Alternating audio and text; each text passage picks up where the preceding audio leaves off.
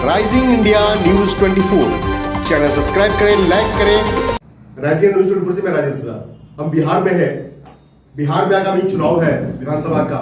बात करेंगे कांग्रेस के प्रदेश प्रतिनिधि हमारे साथ हैं ज्योति झा जी, वरिष्ठ नेता रहे हैं और इन्होंने फाइट भी किया है, अनुभव भी है इनके पास में।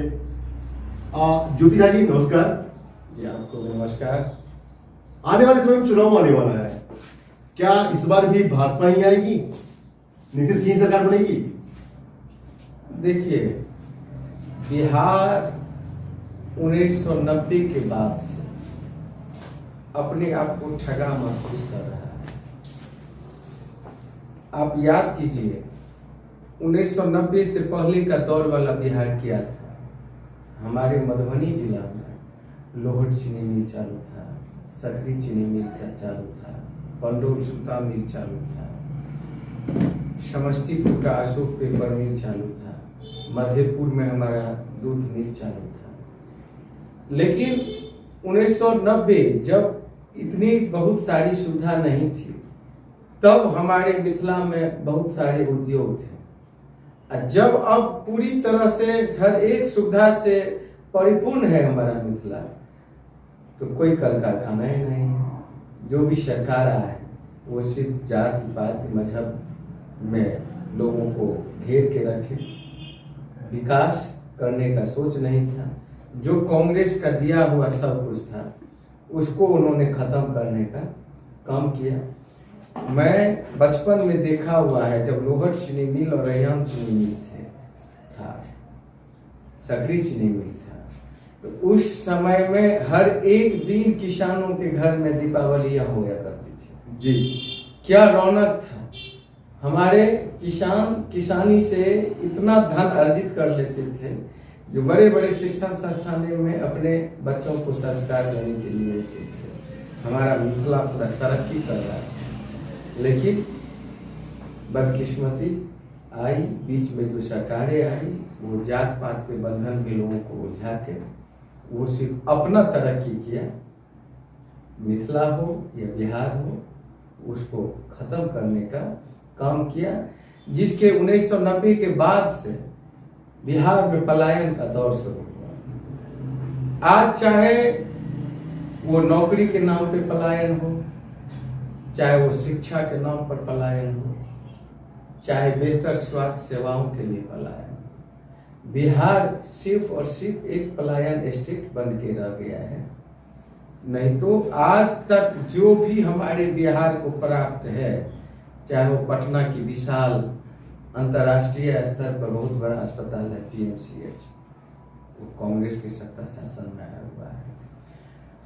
हमारे IGMS इंदिरा गांधी इंस्टीट्यूट जो है वो कांग्रेस की सत्ता शासन काल में है। DMCH हो, तो उस समय में जो जरूरत थी, जरूरत के हिसाब से कांग्रेस बहुत बेहतर काम किया। उस समय मेरे पास टेक्नोलॉजी नहीं था, आधुनिकता नहीं था, लेकिन उसके हिसाब से भी जब देश आजाद हुआ तो हमारे देश में एक सुई लगाने की कारखाना नहीं। आज भी तो कहते हैं सर, अभी तो हुआ है, नीतीश जी कहते हैं कि हमने एम्स दिया, दरभंगा को दे रहे हैं, हमने एयरपोर्ट दिया है, वो कह रहे हैं हम सड़कों का जाल बिछा दिए हैं। आज आप सड़क पे आते हो, कितनी अच्छी सड़क बनी हुई है। देखिए, एयरपोर्ट आपने दिया, बेहतर है। क्या उस एयरपोर्ट का सुविधा हर एक आदमी ले सकता है? हम देखते हैं, हम जैसे लोग बाहर से ही हवाई जहाज को प्रणाम करके आ जाते हैं। क्या आप हमको ये बताइए, एक दरभंगा से दिल्ली के लिए आप अभी जाइए तो नहीं होता, या तो टिकट नहीं मिलेगा, टिकट मिलेगा तो 12,000, 14,000, 15,000 रुपया। 17,000। क्या वो सब की बस की बात है? मोदी जी का कहना था जो मैं हवाई चप्पल में जो है उसको हम हवाई सफर करवाएं। लेकिन बड़ी दुर्भाग्य और खेद की बात है, जो हवाई चप्पल वाले हैं, हवाई जहाज के चढ़ने के चक्कर में अपना जो खेत खलियान है वो बेच के मोदी जी के पूंजीपति के मित्र गौतम अडानी और अनिल अंबानी के हाथों सौंप रहे हैं।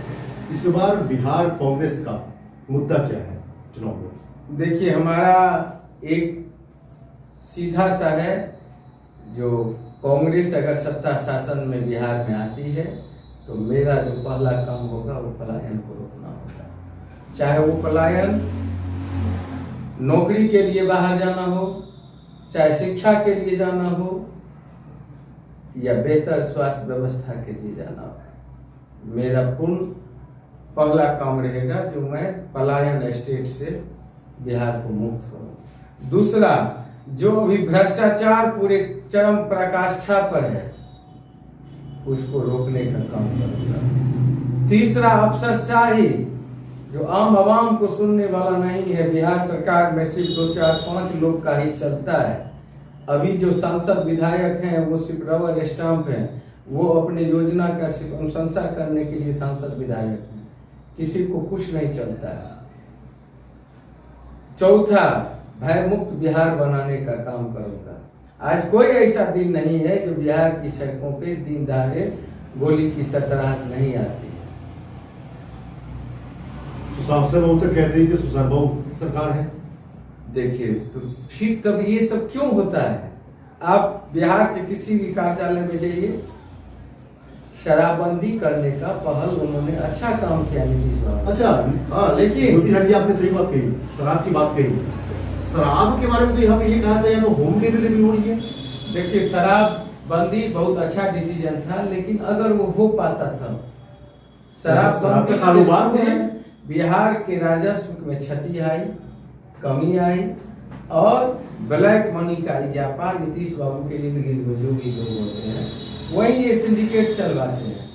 आज कोई जो दारू पीने वाला है सब वैसे ही पी रहा है, सिर्फ अंतर यही है जो 500 का चीज 1500 में खरीदता है और जहर पी रहा है, जहर पी रहा है, घटिया सामग्री पी रहा है, लोग मर भी रहे हैं। तो मैं नीतीश बाबू से कहूंगा, क्योंकि बिहार पुलिस हर एक थाना शराब बिकवा रहा है। हाँ, थाने से ही पुलिस वाले नहीं। आज 2 चीज के नाम पर बिहार में पूरा लूट मचा हुआ है। पहला, शराबबंदी के नाम पे बिहार पुलिस मालोमाल हो गया।